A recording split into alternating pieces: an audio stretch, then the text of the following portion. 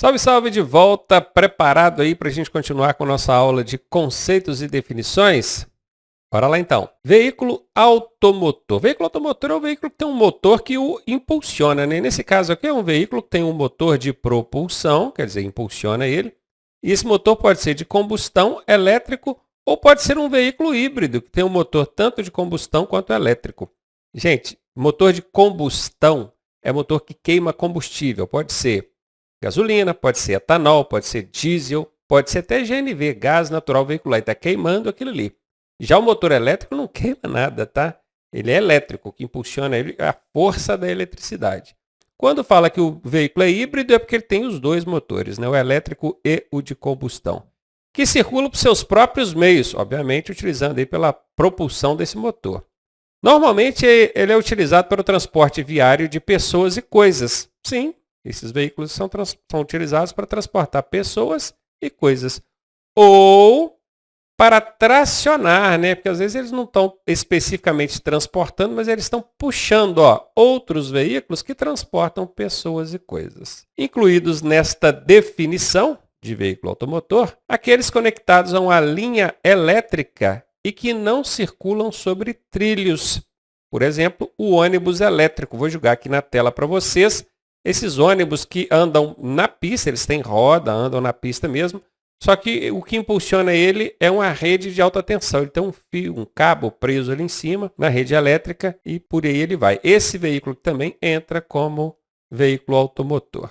Veículo de passageiros. É o veículo destinado ao transporte de pessoas e suas bagagens. Não é um veículo de carga. Ele tem esse compartimento aqui, mas não pode ser considerado um compartimento de carga. Ele é um compartimento para bagagens, pequenos utensílios, malas e por aí vai. Agora tem o veículo de carga, que é esse aqui. Ele tem um compartimento de carga, tá vendo? O veículo de carga ele é destinado ao transporte de carga, obviamente, podendo transportar até 2 passageiros, exclusive o condutor. Bora prestar atenção nisso aqui, ó. Se você observar, esse caminhãozinho aqui, esse veículozinho de carga, não chega a ser um caminhão, né? Ele tem aqui o lugar do condutor e mais um lugar. Ou seja, ele tem aqui o condutor mais um.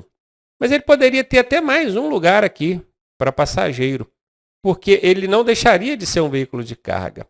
Ele só deixa de ser um veículo de carga se ele tiver mais de 2 passageiros. Então, até 2 passageiros, beleza, ele continua sendo um veículo de carga. E aqui fala exclusive o condutor. O exclusive é o contrário de inclusive. Né? Só fala assim, são 3 ocupantes, inclusive o condutor. Eu incluí o condutor. Agora, quando falou exclusive, eu excluí o condutor. E aqui, gente, está muito claro, está falando de 2 passageiros. Então, esse veículo tem o compartimento de carga, ele tem características de transporte de carga e pode ter lugar para 2 passageiros mais o condutor, porque aqui não conta o condutor, exclusive o condutor. Até porque passageiro não é condutor, condutor não é passageiro, né? Se aqui estivesse falando ocupantes, aí talvez houvesse a necessidade de excluir aqui o condutor. Mas o nosso código de trânsito adora complicar, né? Então colocou 2 passageiros, fora o condutor. Quer dizer, ainda pode ter o lugar do condutor também, que ele não deixa de ser um veículo de carga.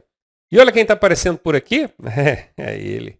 Fiscalino sempre de olho, porque ele sabe que tem gente que carrega pessoas aqui, nesse compartimento de carga. A pessoa vai sentadinha ali, quietinha, coisa e tal, mas não pode. Isso é infração de trânsito, não é, Fiscalino? Que infração que é isso aí? Tá lá. O passageiro no compartimento de carga é infração gravíssima e dá remoção do veículo. Chama o guincho e leva o veículo, hein? Complicado mesmo. Você está de olho aí, né, Fiscalino? Não deixa passar nada também. Eita, Fiscalino. E tem um veículo misto. Gente, nós falamos do veículo de passageiros, falamos do veículo de carga, mas tem aqueles veículos mistos. O que é o misto? Junta os dois. Carga e passageiro. De forma simultânea. Observe esse veículo, ele tem o compartimento de carga e ele tem lugar para mais de 2 passageiros. Eu estou vendo aqui um passageiro aqui na frente e mais 3 lá no banco de trás. Estou falando que estou vendo os passageiros, estou vendo o lugar aqui dos passageiros, né? Lá no banco de trás. Fora o condutor, exclusivo condutor. Então, se tem mais de dois passageiros, ele não pode ser considerado um veículo de carga só. Ele tem que ser considerado um veículo de passageiro também. E nesse caso ele passa a ser carga e passageiro e leva o nome de veículo misto. Agora presta atenção aqui, ó. Automóvel, veículo automotor destinado ao transporte de passageiros com a capacidade para até 8 pessoas. Exclusivo condutor, por quê? Porque não conta o condutor, vocês já aprenderam isso. Por que que aqui o Código de Trânsito fez questão de mencionar até 8 pessoas? Porque nós já aprendemos que existe veículo de passageiro. Mas até quantos passageiros eu posso transportar aqui? O quanto couber no carro, o quanto for permitido aí pela capacidade do carro. Mas beleza, mas vamos supor que esse carro aqui tenha 10 lugares. Ele continua sendo um veículo de passageiros? É isso que aqui vai dizer, ó. Até 8 pessoas é um automóvel. Se passar disso, já passa a ser um veículo de transporte coletivo. Por incrível que pareça, gente, até 8 pessoas é considerado transporte individual. A gente aprendeu que individual é um só, né? Indivíduo. Pois é, mas para a legislação de trânsito, um veículo que transporta até 8 pessoas, o transporte dele é individual. Quando passa de 8 pessoas, aí vira coletivo. Aqui a gente está conhecendo também, ó, caminhonete e caminhão. Qual que é a diferença de caminhonete para caminhão? Primeiro a caminhonete, ó, veículo destinado ao transporte de carga com peso bruto total de até 3.500 quilos. Nós já vimos o que é peso bruto total, lá na aula de categoria de habilitação, mas daqui a pouco eu vou reforçar isso, tá? Peso bruto total é todo o peso que o veículo transmite ao pavimento, somando aí o peso do veículo mais o que tiver de carga e ocupantes nele, tá? Isso é peso bruto total. Então, se ele tem até 3.500 de PBT, ele é uma caminhonete. Agora, se ele tem, veja aqui, ó, superior a 3.500, aí ele é um caminhão. Tanto a caminhonete quanto o caminhão são veículos de carga. Caminhoneta. Opa, nós vimos a caminhonete, agora nós vimos a caminhoneta. Que é a netinha, né? Eu sempre brinco que essa aqui é a netinha do vovô. A caminhoneta é um veículo misto. Nós já aprendemos que veículo misto é porque transporta passageiro mais carga, né? E carga. Tudo junto. Destinado ao transporte de passageiro e carga no mesmo compartimento. Presta atenção, no mesmo habitáculo. Esse veículo que a gente está vendo aqui está aberto tanto na lateral quanto na traseira. A gente consegue perceber que o habitáculo onde ficam os ocupantes é o mesmo onde fica a carga. Inclusive, esses dois banquinhos aqui de trás, eles rebatem para frente e aqui ficam a carga, ó, ficam as cargas. Isso tudo aqui é o mesmo ambiente. Então, quando o veículo faz o transporte de passageiro e carga no mesmo compartimento, chama-se caminhoneta. Guarde isso porque isso pergunta direto em prova. Utilitário. Utilitário é muito parecido com a caminhoneta, só que ele tem uma diferença: versatilidade fora de estrada. Perceba que é um veículo mais bruto. Ele é um veículo bruto. O que vai distinguir ele da caminhoneta é essa versatilidade fora de estrada. Guarde isso, é isso aqui, versatilidade fora de estrada. É o off-road. Isso, no bom inglês, é off-road, fora de estrada. Tem também o veículo considerado de grande porte. Ele é um veículo automotor destinado ao transporte de carga com PBT superior a 10.000 quilos. Se ele tiver mais de 10.000 quilos, é considerado de grande porte. Agora há pouco, nós vimos a diferença de caminhonete e caminhão. O caminhão tem mais de 3.500 quilos de peso bruto total. Lembram? Aqui nós estamos falando de um caminhão, mas um caminhão grande. Para ele ser considerado de grande porte, não basta que ele tenha mais de 3.500. Ele tem que ter superior, ou seja, mais que 10.000 quilos de peso bruto total. É bem grande. Aí é um veículo de grande porte. E se for um veículo de passageiro, hein? Superior a 20 lugares, viu? Aí é de grande porte. Ônibus e micro-ônibus. Já que nós vimos aqui o veículo de passageiro superior a 20 lugares é de grande porte, obviamente você já ficou aí na dúvida para saber quando é que ele é um ônibus, quando é que ele é um micro-ônibus, né? Vamos ver a diferença agora. O ônibus é para transporte coletivo, quer dizer, coletivo é para mais de 8 lugares, porque até 8 lugares é transporte individual, nós vimos agora há pouco. Com capacidade para mais de 20 passageiros. Então ele é um ônibus, mais de 20. Agora o micro-ônibus tem mais de 8 lugares, porque ele é de transporte coletivo, mas ele só vai até 20 passageiros. Preste muita atenção, porque o Detran gosta de brincar com esse lance de passageiro e lugares.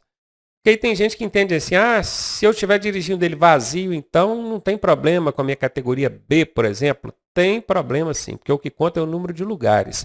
Só que aqui vocês estão vendo na tela, ó, passageiros. Então tome cuidado que o Detran costuma usar isso como pegadinha, tá? Não é que tem que ter esses passageiros ali dentro. Então, se ele tem mais de 20 lugares, ele já é ônibus. Se tem até 20 lugares, ele é de passageiros. Bonde. A galera está acostumada a ver aquele bonde que anda pendurado lá no Pão de Açúcar, né? Pois é, mas esse aqui não é aquele bonde, não. Esse aqui é um bonde que anda em trilho, no chão. Ele é um veículo de propulsão elétrica que se move sobre trilhos. Quem mora na cidade do Rio de Janeiro, lá próximo ao Aquário, próximo à Roda Gigante, não é? Região central ali. Ali tem um VLT, isso aqui chama-se VLT. Veículo leve sobre trilho, que circula por ali. É bem gostosinho andar naquilo, né? Pois é. Isso aqui é um bonde que o Código de Trânsito fala. Aquele bonde que fica pendurado lá no Pão de Açúcar, o Código de Trânsito nem menciona, nem conhece, tá? Porque ele não fica nas vias públicas. Motor casa, também chamado de motor home. Motor home é o mesmo que motor casa, porque home é casa em inglês. É um veículo automotor cuja carroçaria seja fechada, aqui está aberta, tá, gente? É porque eu fatiei aqui, ó, na imagem para vocês conseguirem ver dentro dele. Mas a carroceria é fechada, destinada a quê? Alojamento, escritório, comércio ou finalidades análogas. Isso é um motorhome, um motor casa. Trailer, aí já é diferente. Veja aqui, ó. Aqui é um veículo automotor. Ele por si só se move, ele já tem um motor que movimenta. O trailer, ele também pode ser do tipo casa, pode ser utilizado como escritório, coisa e tal. Só que ele não é automotor, ele precisa ser puxado por outro veículo. Então ele é um reboque ou semi-reboque, tipo casa. Pode ter 2, 4 ou 6 rodas, esse aqui no caso tem 4, né? 2 de cada lado. Acoplado ou adaptado à traseira de automóvel ou caminhonete. Esse é o trailer. A diferença dele para o motorhome é que o motorhome é um veículo que tem um motor que faz ele andar e já serve aqui como escritório, alojamento e comércio. O trailer também serve como escritório, alojamento e comércio, mas ele não tem motor, ele precisa ser puxado, então ele é um reboque ou semi-reboque. Ele é utilizado em geral para atividades turísticas, né? O pessoal usa como alojamento e atividades comerciais. E agora reboque e semi-reboque. Qual a diferença de reboque para semi-reboque? O reboque é um veículo destinado a ser engatado atrás de um veículo automotor. Engatado. Isso aqui, ó, tem o carro aqui na frente, uma caminhonete, um carro, seja o que for. Atrás desse carro tem um engate. Então, essa carretinha, o pessoal chama de carretinha, mas é o reboque, na verdade, engata aqui atrás desse carro e ele é puxado. Qual que é a diferença para o semi-reboque? É a maneira deles se acoplarem. Ó. O semi-reboque, ele se apoia na unidade tratora. É apoiado aqui, ó. Tem aquela parte de trás da carreta, não é? E ele é apoiado aqui sobre a carreta. Ele não é engatado atrás do carro igual aqui, ó. Não é engatado, é apoiado. Então a diferença chave para reboque e semi-reboque é a forma de acoplamento. Se é engatado, é reboque. Se é apoiado, é semi-reboque. Semi-reboque é veículo de um ou mais eixos que se apoia na unidade tratora ou a ela é ligado por meio de articulação, que é exatamente o que a gente tem aqui. Caminhão-trator é aquele veículo que não é nem de passageiro nem de carga, ele só serve para tracionar, arrastar. Aqui quando fala arrastar, gente, é no sentido de puxar, tá? Tá vendo esses dois aqui? Se bem que esse daqui de cima aqui não vai acoplar aqui não, porque isso aqui ele não tem engate, ele tem apoio, né? Ele precisa ser apoiado aqui em cima, aqui, ó. Perfeito? Precisa ser apoiado. Isso aqui, ó, não vai servir para essa unidade trator aqui, não. Mas poderia ser um automóvel, nesse caso não seria um caminhão, né? Aí seria um automóvel que vai tracionar aqui esse reboque. No caso do semi-reboque, precisa ser o caminhão trator mesmo. A galera conhece como é que o pessoal chama isso aqui? Cavalinho. Então, ó, não esquece não, na hora da prova não vai falar cavalinho, aí vai falar caminhão trator. Isso aqui, ó. Veículo automotor destinado a tracionar ou arrastar outro. Agora o trator. Trator é fácil, todo mundo conhece. Tem trator de roda, tem trator de esteira. Nesse caso aqui é trator de rodas, né? Veículo automotor construído para realizar trabalho agrícola ou então de construção, pavimentação e até mesmo para tracionar, ou seja, puxar outros veículos ou equipamentos. Esse é o trator tranquilo, não tem segredo não. Mais um, veículo articulado. Veículo articulado é que tem uma articulação. Perceba que aqui nós temos um caminhão trator, caminhão trator, que é essa parte aqui, né? Ó, daqui para cá, ó. Caminhão trator. Serve para quê? Para puxar outros veículos. Então, quando eu falo articulado, é porque ele é acoplado a outros veículos. Ó, combinação de veículos, no plural, acoplados, sendo um deles automotor. Qual que é o automotor aqui? É o caminhão trator. E ele é que vai puxar os demais. Aí você tem articulações. Nesse aqui eu estou vendo 3 unidades. Ó. Uma unidade aqui, 2, 3 unidades. Isso é quase um rodotrem, né? Gigantesco isso aí, ó. Então tem veículos acoplados. Esse aqui é o tipo de veículo articulado, onde existe acoplamento de veículos e um deles é automotor. Agora, veículo conjugado. É a diferença aí, ó. É uma combinação de veículos também, sendo o primeiro um veículo automotor. E os demais, reboques ou equipamentos de trabalho agrícola. Construção, terraplenagem e pavimentação. Então, reboque, isso aqui é um reboque, não é? Essa parte de trás aqui, ó, que é a unidade acoplada, ela está apoiada sobre o trator? Não está, ela está engatada. Se ela está engatada, então a gente chama de reboque, porque o semi-reboque apoia sobre a carreta. Vamos bater um papinho sobre isso aqui rápido. A gente está vindo falando de vários tipos e modelos e configurações de veículos.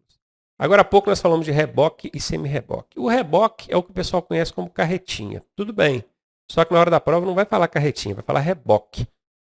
Como é que o reboque é acoplado ao veículo? Por engate. Já o semi-reboque, que é o grande, é o da carreta. Ele é apoiado sobre a unidade tratora. E aqui, volta aqui para a tela agora.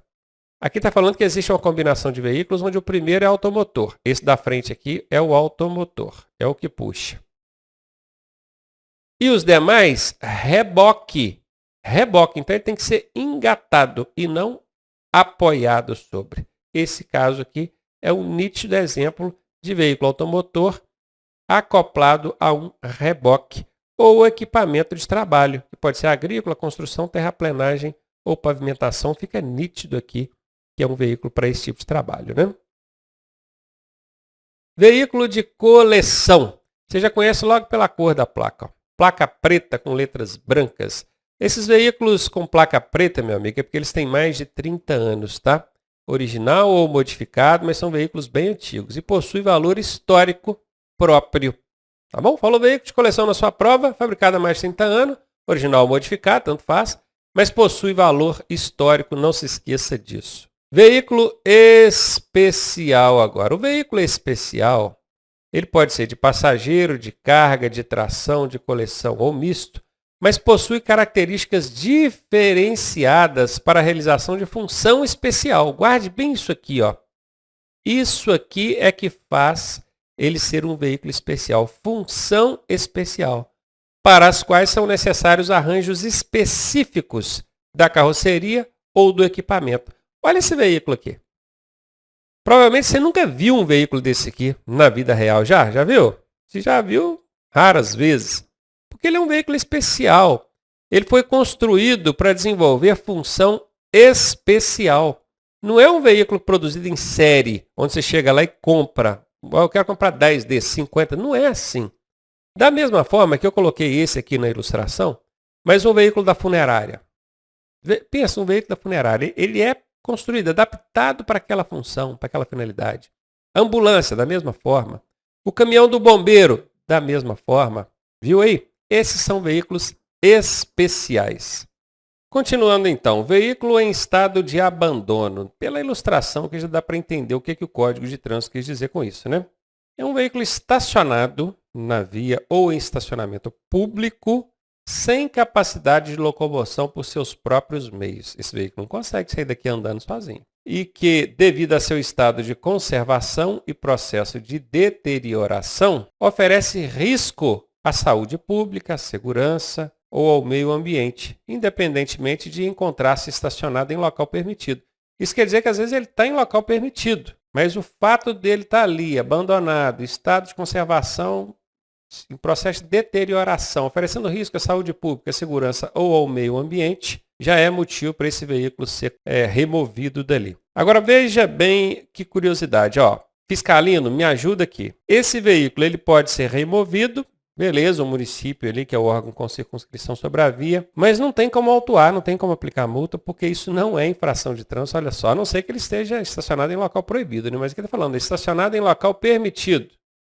Não tem como fazer uma multa, né, fiscalino? Não é infração de trânsito esse veículo aqui nessa condição. Agora falando sobre tara, aí voltando aqui, lá na parte de categorias de habilitação, eu fiz uma breve explicação sobre o que é tara, o que é lotação e o que é peso bruto total. Agora vocês vão entender com detalhes sobre isso aí. Bora ver? Tara é o peso próprio do veículo. É o peso próprio do veículo. Expresso em quilogramas, acrescido dos pesos de quê? O que entra na tara aqui? Carroçaria e equipamentos, combustível, ferramentas e acessórios, roda sobressalente, extintor de incêndio e o fluido de arrefecimento. É muito comum a gente ver em prova a questão perguntando sobre tara. O que é tara? Peso próprio do veículo, incluído isso aqui, ó. E se você observar, aqui nós temos uma plaquetinha, os veículos que têm essa definição de tara, lotação e peso bruto total, todos eles vão ter essa identificação aqui, ó. É um adesivo, uma plaquetinha afixada em algum lugar da lateral do veículo. E aqui, ó, você vai ver aqui a letra T, que justamente faz menção à tara. No caso, esse caminhão aqui, a tara dele é 9.000 quilos. É o peso do veículo acrescido dessas coisas que estão aqui. A lotação já é outra coisa. Nós tínhamos a tara aqui em cima, confere? E agora nós temos a lotação. O rapaz está até apontando com o dedinho aqui, ó. Esse caminhão aqui especificamente, a tara dele é maior do que daquele anterior, né? Aquele anterior lá, ó, era 9.000. Esse aqui, a tara é 16.500. E a lotação é 32.000. Lotação é a carga útil máxima, incluindo condutor e passageiros. Presta atenção aqui. A tara, que é o peso próprio do veículo, inclui condutor e passageiros? Sim ou não? Inclui carga? Não. Carga, passageiro e condutor, que são os ocupantes do veículo, fazem parte da lotação. A tara não, vou até voltar aqui para você ver. A tara, ó, é o peso próprio do veículo, com carroceria, equipamento, combustível, ferramenta, acessório, sobressalente, extintor e fluido. Carga não está aqui, ocupantes do veículo não está aqui, porque eles entram na lotação. Então, a lotação é a carga útil máxima, incluindo condutor e passageiros. É a carga útil máxima, incluindo condutor e passageiro. Você não vai esquecer disso. Expresso em quilogramas para os veículos de carga, ou expresso em número de pessoas quando for veículo de passageiros. Claro que você entra num ônibus, você vai ver lá, lotação. Vai lá quantos ocupantes que aquele ônibus pode ter. Confere? Então é isso. Se for número de pessoas, é porque ele é um veículo de passageiros. Se for em quilogramas, é porque ele é um veículo de carga. E por fim, cara, quando você soma as duas coisas, ó, nós temos a tara, nós temos a lotação. Quando você soma os dois, você tem o peso bruto total. Soma aqui 9 com 14, dá 23, não é? Pois é. Isso é o que está aqui na lateralzinha do caminhão. Eu projetei aqui maior para vocês verem. É o peso bruto total, o PBT. É muito comum você ver em prova PBT. É o peso máximo que o veículo transmite ao pavimento, constituído da soma da tara mais a lotação. Pronto, fechou. Agora você já sabe que tara é o peso do veículo, peso próprio do veículo, incluindo ali caixa de ferramenta, fluido, de arrefecimento, combustível e tudo mais. Já sabe que a lotação é a capacidade de carga, incluindo ocupantes do veículo, passageiro e carga. E já sabe que o peso bruto total é quando somos dois. Guardem isso porque pergunta em prova, tá? E ainda tem mais esse miserável aqui, ó, peso bruto total máximo combinado. Eita! Peso bruto total nós já havíamos aprendido. Agora, combinado, que é o PBTC de combinado. Sabe o que é isso? É quando tem mais de um veículo. Ó. Aqui na frente, ó, vou dividir ele ao meio aqui. Ó. Daqui para frente é um veículo, é um caminhãozinho. Ó. E daqui para trás é um reboque. Tanto o caminhãozinho quanto o reboque tem lá a sua tara, a sua lotação e o seu peso bruto total. Para eu saber o PBTC, que é o peso bruto total combinado, eu tenho que somar o PBT dos dois. Ó. Aqui eu estou vendo 20, vamos botar aqui, ó, 20. E aqui eu estou vendo 23. Somando os dois, o PBTC dessa combinação de veículos aqui, ó, é 43 mil quilos. PBTC. É porque junta os dois. Beleza? E aqui ainda fala, pode ser tanto um caminhão-trator, que é o cavalinho, né? Cavalinho, já que vocês gostam tanto desse nome. Mas o semi-reboque, que é a carreta, não é esse caso aqui não, gente. Isso aqui é caminhão-trator? Não, isso aqui é um caminhão mesmo. Isso aqui é semi-reboque? Não, isso aqui é reboque, ele está engatado atrás, ó. Mas tem também, ó, ou caminhão, que é isso aqui, mais o reboque, ou semi-reboque. Deixa eu apagar um bocado dessa bagunça aqui, porque sujou demais aí. Aí você tem o caminhão, mais o reboque, que é essa parte de trás. Ou reboques, pode ser até mais de um aqui, tá? Entra tudo no PBTC, que é o peso bruto total combinado. Capacidade máxima de tração, ó, que é o CMT. CMT, capacidade máxima de tração. É o máximo de peso em que a unidade de tração, esse bacana aqui, ó. Por que ele é a unidade de tração? Porque é ele que traciona. Tração é o que puxa, né? A unidade de tração é capaz de tracionar, indicado pelo fabricante. Então, o fabricante desse veículo vai indicar, ó, ele é capaz de tracionar até tal peso, baseado em condições sobre suas limitações de força e resistência dos elementos que compõem a transmissão. Tá vendo aqui, né? Fácil de entender, tem aqui uma caminhonete, tem aqui um reboque atrás e simulando aqui um peso máximo aqui, mas obviamente quando falar de CMT, não é só o que ele está carregando aqui em cima não, é tudo que ele está puxando. Esse motor que tem aqui na frente, ó, ele tem uma capacidade máxima de tração para ele puxar. Quanto que ele aguenta puxar? Ele aguenta puxar 1.000 quilos. Botar. Aí você vai ver o peso da caminhonete é 1.000 quilos. Só a caminhonete. Ele vai poder puxar alguma coisa aqui atrás? Não vai. Não vai poder puxar nada.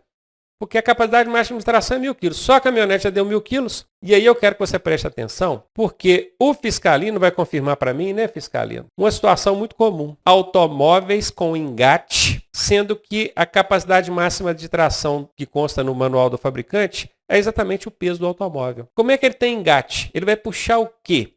Se você coloca um engate num automóvel, que a capacidade máxima de tração dele é só o peso que o veículo já tem, ele não pode puxar nada. Nesse caso, você está usando um equipamento obrigatório, que é o engate. Sabia disso? Tem gente que coloca o engate para proteger a traseira do carro. Não pode, não pode. Engate não é protetor de para-choque traseiro. Engate é unidade para tracionar outro veículo atrás. E se a capacidade máxima de tração do seu veículo não permite puxar mais nada, você não pode ter engate. Eu estou vendo muita gente, inclusive, eu vou falar marca aqui, não gosto de falar, é o veículo, o Versa, né, da Nissan, o Corolla, até tem um Corolla ou outro, uma linha ou outra, que tem uma capacidadezinha de tracionar e ele até pode ter um engate, mas a maioria não pode. O cara vai botar o engate e o Fiscalino, né, Fiscalino, está autuando sem nem parar o veículo, só vê passando assim no posto rodoviário lá da fiscalização, opa lá, está vendo um Corolla lá, naquele modelo ali, não pode tracionar nada não. Como é que ele tem engate? Caneta nele. Que infração que é, Fiscalino? Nesse caso, equipamento obrigatório. É infração grave e dá retenção do veículo, disse o Fiscalino. Balanço traseiro. Isso aqui não é tão comum em prova não, mas pode cair. O que é isso? É a distância entre o plano vertical passando pelos centros das rodas traseiras extremas e o ponto mais recuado do veículo, considerando-se todos os elementos rigidamente fixados no mesmo. Lendo isso aqui fica difícil entender. Agora eu vou explicar para você. Ó. Plano vertical. O que é vertical? É quando a linha está em pé, assim. Ó. Horizontal é deitado, vertical em pé. Plano vertical, passando pelo centro das rodas traseiras. Tá aqui, eu fiz aqui para vocês essa linha aqui, ó, é o plano vertical passando exatamente no centro das rodas traseiras, que vai até o ponto mais recuado do veículo. Qual que é o ponto mais recuado do veículo? É esse aqui, ó. Depois do para-choque aqui, ó. Então, quando eu meço daqui, do centro dessa roda traseira até o ponto mais recuado, eu tenho aqui o BT, que é o balanço traseiro. É a medida aqui, ó. Ok? O que acontece? Isso aqui, ó, essa parte de trás aqui do caminhão, ela fica sem apoio, né? Nesse caso aqui, é um caminhão-tanque. Vamos supor que essa roda estivesse mais na frente aqui, ó. Essa roda traseira estivesse mais na frente. E na hora que ele andasse, o combustível fosse todo lá para trás. O que ia acontecer com esse caminhão? Ele empinar a frente, não é? Por isso tem que existir esse balanço traseiro. Isso aqui é alvo de fiscalização de trânsito também. Então, se perguntar na sua prova, balanço traseiro, você já sabe o que é, né? Esse plano vertical passado no eixo, no meio da roda traseira, até o ponto mais recuado do veículo. Professor, esses outros que tem aí, tem o plano dianteiro também, o balanço dianteiro, né, que é pegando a roda dianteira até a frente, o balanço dianteiro. E esse DEE é distância entre eixos. Tem o eixo dianteiro, o eixo traseiro. De um no outro, a gente tem a distância entre eixos. Tudo isso é medição técnica que é passível de fiscalização no trânsito. É importante você conhecer isso, porque tem gente que adultera o veículo, tirando as características originais dele, e aí entra na caneta, não pode. E agora nós vamos falar de parada. Vou até entrar numa parte aqui bem legal, que a gente vai conhecer os 4 tipos de imobilizações de veículo previstas no Código de Trânsito Brasileiro. São 4. Parada, estacionamento, imobilização de emergência e a imobilização circunstancial para o trânsito. Vamos ver as 4, você vai conhecer as 4 para nunca mais ficar falando besteira no trânsito, é igual eu vejo tantos motoristas falando, tá? Muito importante isso, hein? Parada é uma imobilização. É um dos 4 tipos de imobilização que a gente vai ver. Tá? Esse aqui é o 1/4.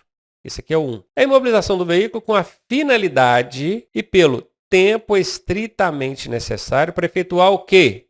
Embarque e desembarque de passageiros.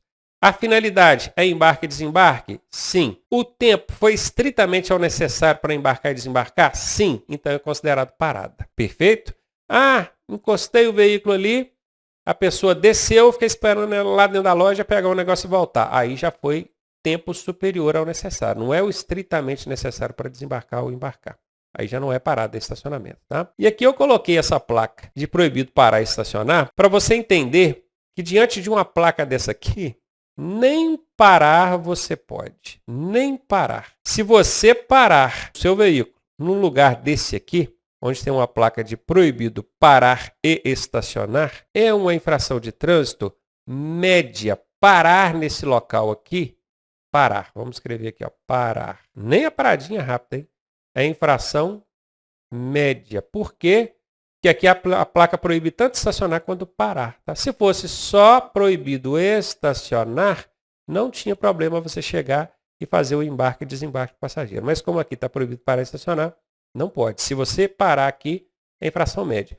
Agora, se você estacionar aqui, meu amigo, estacionar, onde tem uma placa de proibido parar e estacionar, aí é infração grave. Quem disse? Pô, o fiscalino, vocês viram ele aparecendo aí. O fiscalino não dá mole. Ele fica de olho. Cuidado com o fiscalino. Viram o que é parada? Beleza. Então agora vamos partir para segundo tipo de imobilização. Esse aqui é o 2/4. É o estacionamento. O estacionamento é quando você imobiliza o veículo por tempo superior ao embarque e desembarque de passageiro. Aqui nós vimos que se é pelo tempo necessário, é considerado parada. Se é por tempo superior, é considerado estacionamento. Toda imobilização que for por tempo superior a embarcar ou desembarcar um passageiro é diferente dessa finalidade também. A legislação de trânsito entende que é um estacionamento. Qual é esse tempo em minutos, professor? O Código de Trânsito não fala. Então vai caber ao agente de trânsito avaliar se aquela imobilização foi por tempo superior ou por finalidade diversa daquela para fazer embarque e desembarque de passageiros. É o agente que calcula. Vamos dar alguns exemplos aqui para facilitar a vida de vocês. Imagina que você está pilotando uma motocicleta e tem um passageiro na garupa. Quanto tempo demora? A motocicleta imobilizou. Quanto tempo demoraria para um passageiro dessa motocicleta descer ou então subir nessa motocicleta? 1 minuto? minuto é muito tempo, não é? Uns 10 segundos já seria suficiente. Mas aí, como o fiscalino não está tão rigoroso assim, ele deu 1 minuto ali e a pessoa não saiu do lugar, continuou lá, imobilizada com a motocicleta. Aí já não é parada mais, né? Aí já é estacionamento. Agora, 1 minuto para um automóvel com 5 ocupantes, ainda tem que pegar bagagem lá no bagageiro. Será que 1 minuto é suficiente? Principalmente se forem ocupantes idosos, né? Que tem uma locomoção mais dificultosa. 5 minutos talvez seja razoável. Se for um ônibus com 40 pessoas, 5 minutos vai dar? Não vai, tá vendo? Então, por isso que não dá para o Código de Trânsito Brasileiro estabelecer tempo em minutos. Ele simplesmente diz assim, ó, seu agente de trânsito, seu fiscalino, fica de olho. Se você vê que ele mobilizou ali por tempo superior ao necessário para embarcar e desembarcar alguém, é estacionamento, pode meter a caneta. E o fiscalino fica nervoso. Diz ele que é infração de trânsito, o que, fiscalino? Média. Estacionar onde é proibido estacionar. Tá vendo? Parar aqui não é problema nenhum. Se eu simplesmente chegar aqui, parar, não é infração. Parar. Mas tem gente que chega, imobiliza, liga o pisca-alerta, fica lá um tempão achando que está tudo bem. Não está. Ele vai tomar 2 multas. Uma por estacionar em local proibido e outra por ligar o pisca-alerta indevidamente, que também é uma infração média. Tá? Valeu, fiscalinho. Obrigado aí pela ajuda mais uma vez. E agora nós vamos conhecer a terceira forma de imobilização. São 4, né? Essa é a 3/4, ainda tem mais uma, que é a interrupção de marcha. A interrupção de marcha é uma imobilização do veículo para atender a circunstância momentânea do trânsito. Por exemplo, tá vendo esse veículo que chegou aqui, ó? Por que ele está imobilizado aqui? Ele está embarcando ou desembarcando alguém? Não, então não é uma parada. Ele tem intenção de estacionar aqui? Parece que não. Mas ele imobilizou aqui para quê? Porque ele quer ver o cruzamento, ele quer ver. Ele está olhando para a esquerda, olhando para a direita. Essa imobilização aqui é para atender circunstância momentânea do trânsito. Isso aqui não é nem parar nem estacionar. Não existe multa para isso aqui. Esse veículo que está sobre essa faixa de pedestres aqui, nesse momento, nessa circunstância, não está cometendo infração de trânsito. Olha para mim aqui agora. É diferente se aqui tivesse um semáforo. Imagina que aqui tem um semáforo, está vermelho, e esse veículo aqui, em vez de parar lá antes da linha de retenção, veio e parou aqui em cima da faixa de pedestre. Aí é infração de trânsito. Aí dá multa. Tá? Mas não é o caso. Aqui não tem semáforo. Nada na imagem que está mostrando que tem semáforo. Ele chegou, aproximou, olhou, e para ele olhar, ele precisou de parar o veículo. Porque no momento estava passando um carro, vamos dizer assim, ou uma moto. Talvez essa moto já até passou aqui. E perceba que aqui tem um casal de idosos, olha só, atravessando. Talvez esse carro tenha até atrapalhado ele. Mas não é infração de trânsito. Isso aqui não é infração de trânsito. Isso aqui é uma interrupção de marcha para atender circunstância momentânea do trânsito. Vou dar um outro exemplo. Imagina que chegou, tem uma faixa de pedestre. Vamos supor que esse carro estivesse imobilizado no meio da avenida para esperar esse casalzinho atravessar na faixa de pedestre. Né? Ele teria cometido alguma infração? Não, ele parou para atender circunstância momentânea do trânsito. Aí você pode perguntar assim, professor, mas por que ele não parou antes da faixa e deixou esse pedestre atravessar? Porque talvez nessa circunstância aqui o carro chegou muito primeiro. E como estava passando veículos aqui, depois o casalzinho de idosos chegou e atravessou, porque o carro já estava parado ali mesmo. Obviamente que se esse carro tivesse chegado e visse esse casalzinho já entrando, atravessando, ele ia guardar antes da faixa de pedestre. Então, isso aqui não é infração de trânsito.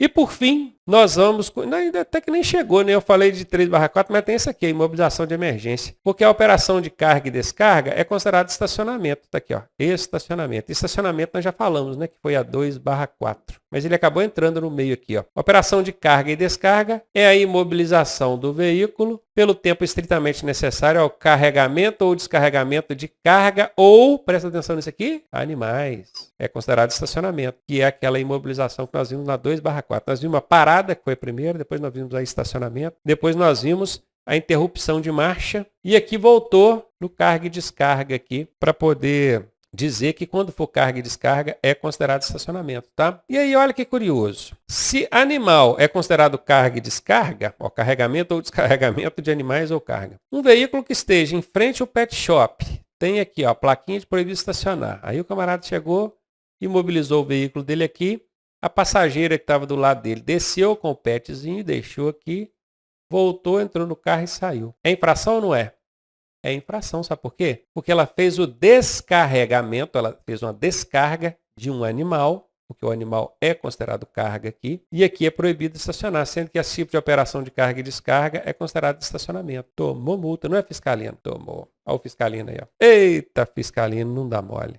Nesse caso, a infração média, ele estacionou em local proibido, pela sinalização de proibido estacionar. Mas, professor, um animalzinho, esse é o grande problema. Se a gente estiver falando aqui de um caminhão de boi, você vai entender que aqueles bois que estão lá atrás são carga. Mas como a gente está falando só de um petzinho, a gente entende que não é carga, que é ocupante do veículo e não é, tá? Qualquer tipo de animal é considerado carga aqui, ele vai ser um descarregamento de animal, então é uma operação de carga e descarga, e é considerado estacionamento.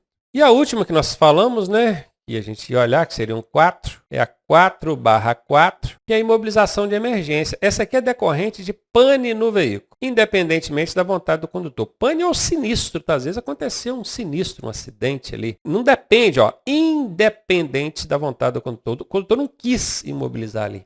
Teve que imobilizar, porque o veículo deu um problema ou aconteceu um sinistro. Sempre que for necessária a imobilização temporária de um veículo no leito viário, conforme está acontecendo aqui, e acostamento é leito viário, tá? Em situação de emergência, deverá ser providenciada a imediata sinalização de advertência. E o que ele fez aqui? Ele colocou o triângulo de segurança.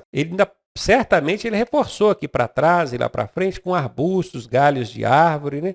Esse triângulo aqui talvez não seja suficiente. Pela imagem aqui parece que não vai ser. E parece até que esse triângulo está na distância inferior à necessária, que seriam 30 metros, tá? O triângulo tem que ficar pelo menos 30 metros da traseira do veículo. Se o camarada não sinalizar nem com triângulo, nem com nada, é infração de trânsito, Fiscalino? Sim, ela diz o Fiscalino que é infração de trânsito grave. Vai dar BO para você. Hein? Obrigado, Fiscalino, mais uma vez. Manobra. Manobra é um movimento executado pelo condutor para alterar a posição em que o veículo está no momento em relação à via. Olha o que essa caminhonete aqui fez. Ela saiu lá da faixa da direita e saiu atravessando na frente dos outros aqui, provavelmente para entrar aqui. Ó. Isso que ela fez, obviamente, é uma manobra proibida, perigosa. E diz a legislação de trânsito que quem vai fazer manobra para a esquerda, sair da via pelo lado esquerdo, tem que chegar para a faixa da esquerda. Ó, esse veículo branquinho aqui está na posição certinha para fazer a manobra para a esquerda. Agora esse outro aqui não. Ele fez uma lambança aí.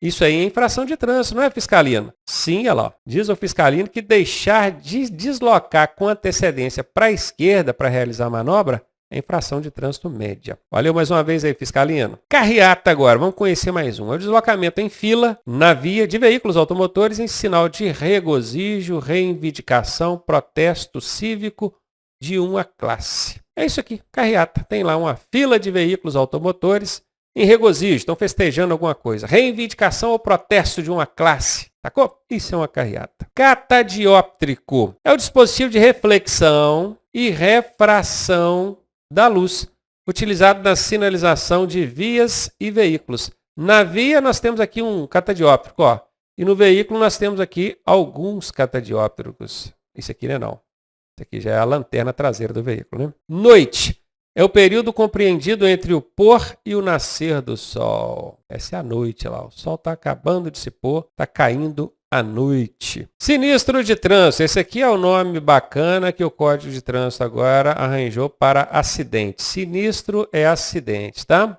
No código agora, nas suas provas, só vai falar sinistro, a gente não vai falar acidente mais não. É um evento que resulta em dano ao veículo ou à sua carga, ou então lesões às pessoas ou animais.